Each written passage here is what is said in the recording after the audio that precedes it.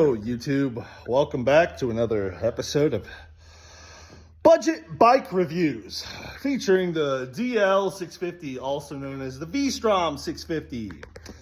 This one is a 2014, it's called a second gen. I picked it up for about $3,500. I had to put a little oil, coolant, regular fix-it shit. It's got a 650 V-twin power plant. I don't remember exactly where it is. They've been making it since like 06, I think. Oh no, 90. It was 90 something. So this is the SV650 motor in a adventure tour, sport tour kind of thing that Suzuki just kind of threw together.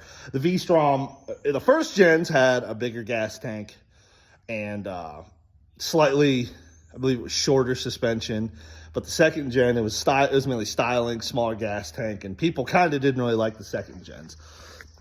Well, in my experience, this thing has gotten good gas mileage. I gotten about 48 to 55, depending on interstate, it was like 48. City riding was around 55. And then combined, I don't know, 53, 52, you see, yeah. It's got the cute little double eyelash. I would almost, like how Volkswagen Bugs, they put like the eyelashes on the headlights. That's kind of how I pictured this when I bought it. It's on a pair of Metzler tires. Metzler Tourances, I believe. It's got dual front discs. I don't know the millimeter offhand, but they are both actuated by the front brake. No linked brakes. It does have ABS, I believe. Honestly, I think it was all the second gens had ABS. I'm pretty sure, which is anti-lock brakes. It's got this. Okay. So V-Stroms, obviously this is a budget bike review. V-Stroms are cheap. You can get them with a lot of miles, and they kind of don't care. All right. This one I picked up with 31,000 miles. I put 1,500 miles on it before I decided, I want something with a little more power. This thing was, I believe it's factory, about 70 horsepower, 50 some foot-pounds of torque. So it's like, it's getting up there compared to the other bikes that I've reviewed on the channel. But a lot of your V-Stroms come with like a lot of accessories. So we got shad side cases. They're not key matched to anything. They're their own key, but left and right, yeah. This is a Russell day-long saddle with the pillion and the front with the expanded sides here. This is like a $2,000 seat, brand new. Top case, it's a Givy Monarchy. It's got an integrated brake light in it, and I've actually strapped a tire to these, actually 2 tires to this. I've had them sitting on the back seat, which is actually kind of what that dirt's from. It's got something weird about this one versus other bikes. So there's a key slot somewhere in the back here, right here. There's a key slot right here, and that pops your seat off. Versus other bikes where it's typically on the side, right? It's typically on the side somewhere, and you just and it pops off. Yeah, no, you gotta go clear to the back, and it kind of, in my opinion, that kind of makes it a little harder to just pop it on, pop it off. Thankfully, I only got one seat, so I didn't really have to worry about popping it on and off. That being said, this thing also has heated grips, both sides. These are bark busters with the aluminum guard in them. This is a cruise control. I don't know the specifics on this. I know these heated grips were like 80 bucks. This cruise control actually it's actually down into the actual ECU. So it's electronic. It's not like a cramp buster or a throttle lock that like rests up against your brake lever.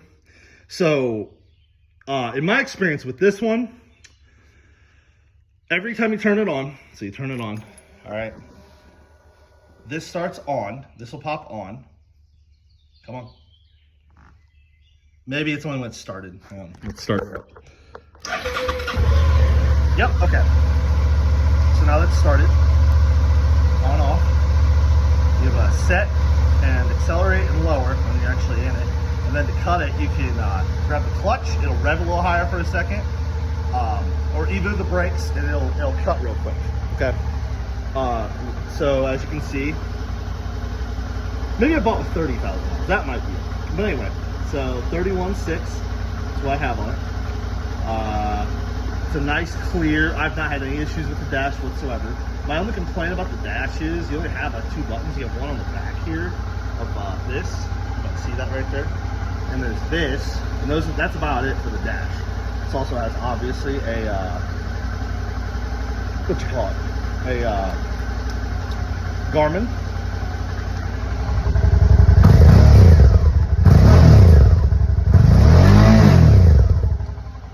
That thing is awesome. I love this bike for what it is. It's so clean. I really wish I would have started on it. Actually, fun fact.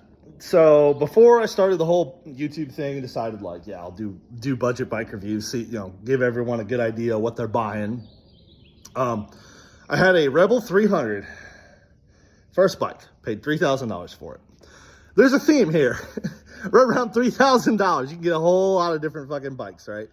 Because everyone's tripping and trading and they want more power. Well, this is probably the most power I've had for the displacement. Like my NC 700 that I did a review on only had around 48 to 50 horsepower.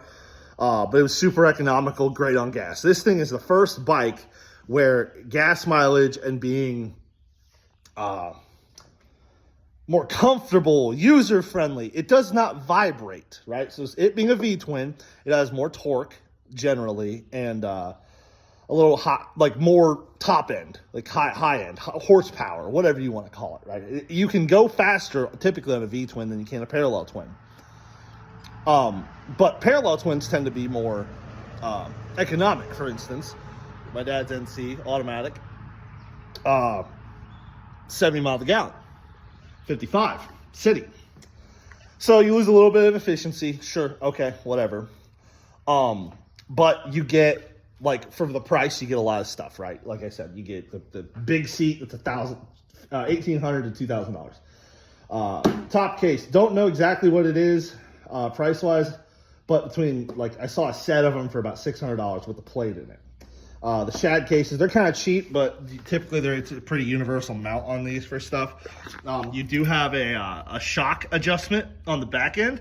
I had it cranked as high as I could just to firm it up. And then the SW Motec bars, the Bark Busters, the cruise control, the heated grips, the Garmin navigation, the windscreen, right?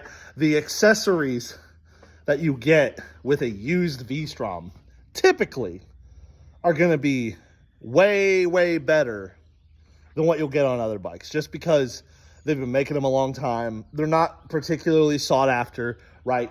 I found, in my experience, in my unprofessional, professional experience, I sat on one of these. This was the first bike after that Rebel I sat on and said, you know what? I can do this. I can ride bikes, because that Rebel, I'm a big guy. I'm 6'2". Big guy, weigh like 240, 235, something like that.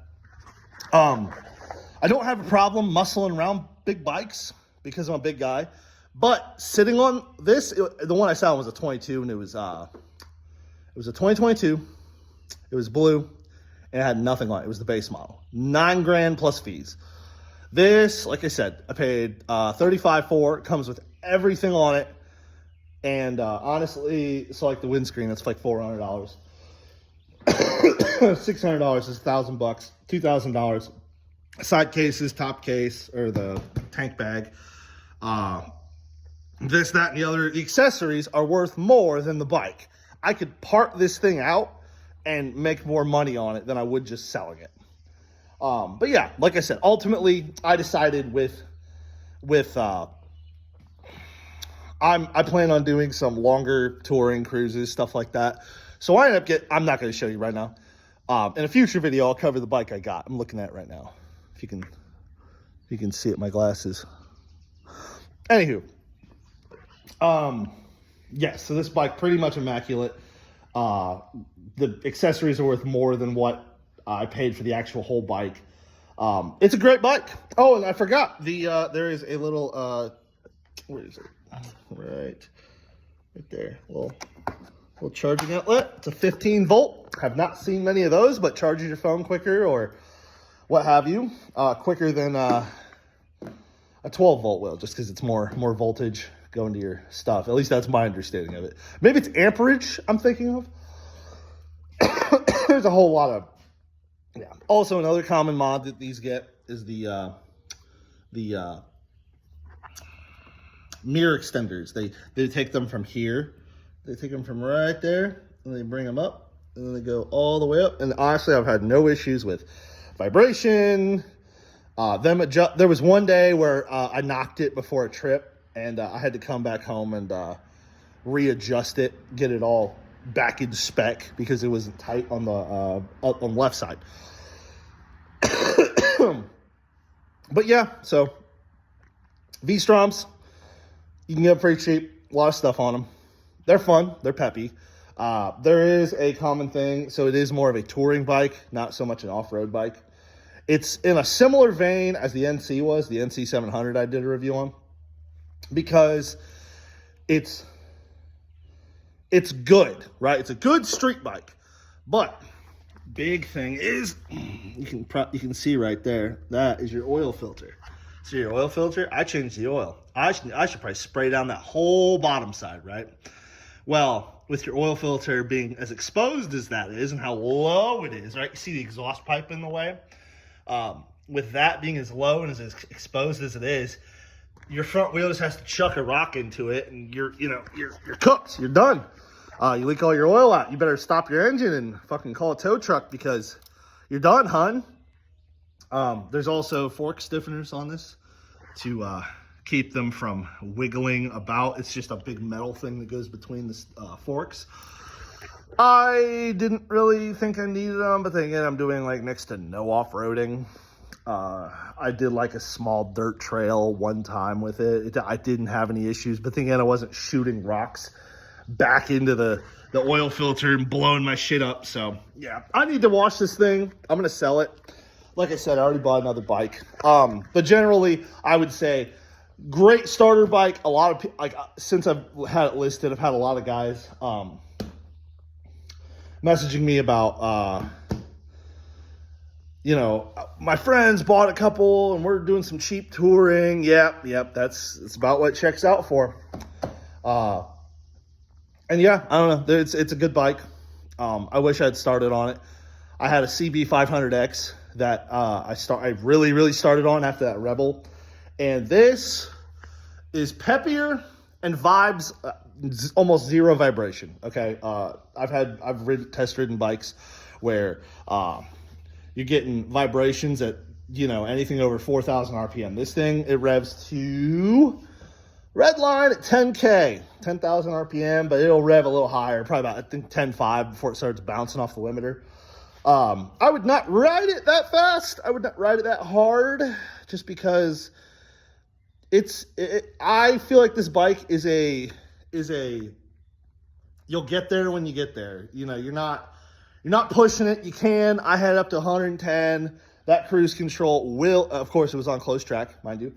But yeah, it'll do like 110 without bouncing off the rev limiter. It's cool. It was fine. The cruise control would keep it up with that.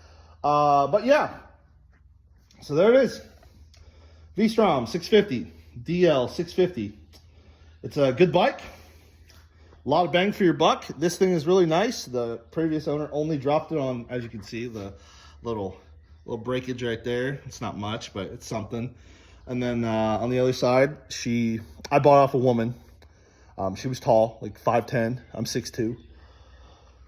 She just kind of got tired of dropping it. And I'm like, God, I don't have problems with dropping bikes. I'm sorry. I'm so sorry. But yeah, and I test rode it in the winter, had no issues. Tires were fine. Metzler Torrances, they're good. And then honestly, the oil changing and servicing on this thing has been nothing but a dream. I mean, I haven't had to pop the valve covers off or anything. But yeah, there it is. DL650. Appreciate you guys watching. I hope to keep bringing you more content. Right now, this bike is a slow mover. I've owned it quite a while. I've owned it since March. I've had it listed since about midway through April. I put 1,600 miles on it, and yeah, it's time to move on. So I appreciate it. Let me know if you guys have any questions. The bike is currently for sale. I don't plan on anyone off YouTube buying it, but thank you for your interest. Make life a ride. See you next time.